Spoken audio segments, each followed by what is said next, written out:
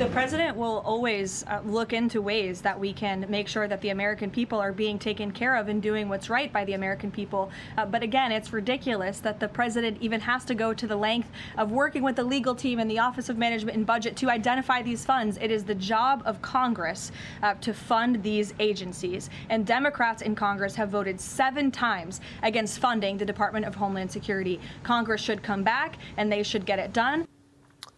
White House Press Secretary Karoline Leavitt urging Congress to return from Easter recess and pass funding to end the shutdown at the Department of Homeland Security, now on day 46, the longest in history. House Republicans rejecting the Senate deal to end the shutdown late Friday night because the Senate's bill did not fund ICE or Customs Border Patrol. The reason that they are funded is because of the big, beautiful bill. And as a result, the House had to pass their own stopgap bill before they all left for a 2-week Easter recess. President Trump took temporary steps to manage airport disruptions while the agency remains shut down. He signed an executive order to get TSA agents paid. Some workers told Fox they've already received half of their paychecks, but remain hesitant and frustrated. Joining me now is Texas Congressman Ronny Jackson. Congressman, good to see you. Thank you so much for being here. Where's this going? Do you think anyone will come back early? Well, the Senate better get back and do something. I mean, this is ridiculous. This has been going on way too long. And, honestly, we sent over a bipartisan bill that they could have acted upon, and this would all be over with. But, they sent us a bill back, and you mentioned that it zeroed out the funding for ICE and for Customs and Border Protection to some extent. But not only did it do that, Maria, it limited their authorities. That's one of the big reasons why we could not pass what they sent over. So we passed a continuing resolution for 8 weeks to give us some more time to negotiate with them and come up with something that the Senate can accept. But, I was really proud to see Mike Johnson step up and call the Senate out on this, even the Republican leadership on this. He said that the bill that they sent over to us was garbage, and it was garbage. And we have an obligation to the American people to make sure that we don't take any steps backwards with regards to what's happening with the immigration enforcement in this country right now that the American people ask for. And the Democrats want open borders. They want these people to be able to stay here. They want ultimately them to be counted in census, and they want them to be able to vote. That's what this is all about. So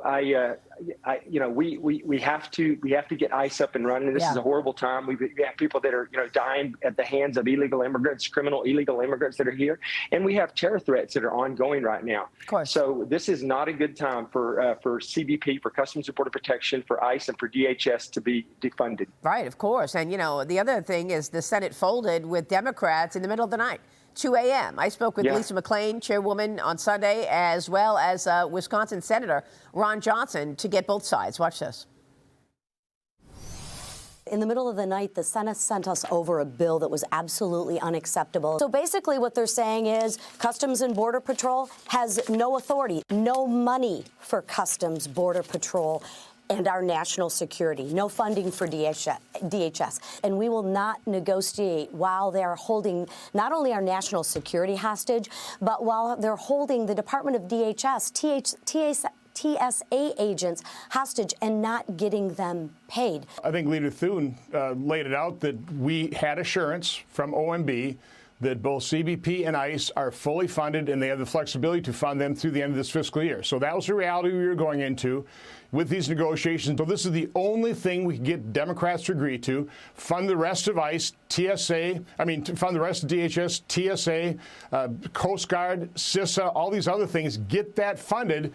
Use the funding from the reconciliation bill early in the year, and then move to a reconciliation process where we can fund DHS through fiscal year 2029. That'd be my preference. Your reaction? Well, that's ridiculous. I mean, we do need to do that. But just as Lisa McClain had said, it not only did it continue to defund, but it took some of their authorities away. So this was going to be damaging to what was going on. Yes, the president has worked out a deal to pay them, but we can't take their authorities away, and that's what this is going to potentially do. But what I'm asking, Congressman, is the idea of a budget reconciliation plan. I mean, Senate Republicans are now preparing the reconciliation. You can fund DHS for 3 years without the support of Democrats. You can also put perhaps the SAVE Act in there. There has been an argument made that, in fact, you can make that a budgetary item because you're going to have to outlay money to states for secure elections.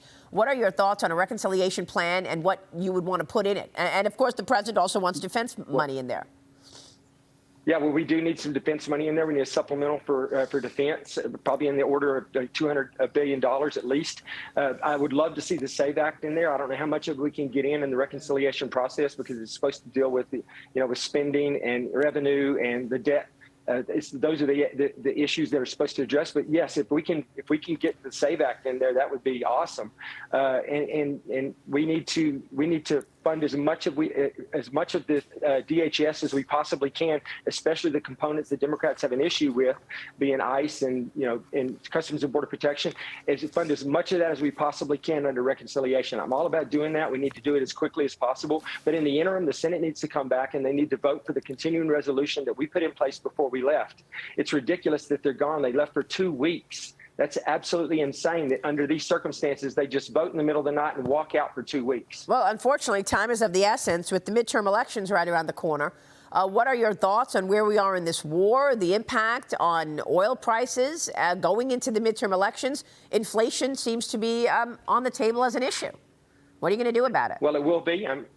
We're going to finish this war to start with. I mean, and some things just have to be done regardless. And I think the war falls into that category. This was a war that was going to have to take place at one point or another. Every single day that Iran was allowed to continue to build ballistic missiles and drones by the tens of thousands, Maria, everyone should understand, Iran does not want a nuclear weapon for deterrence. Iran wants a nuclear weapon so they can use it on America and on Israel.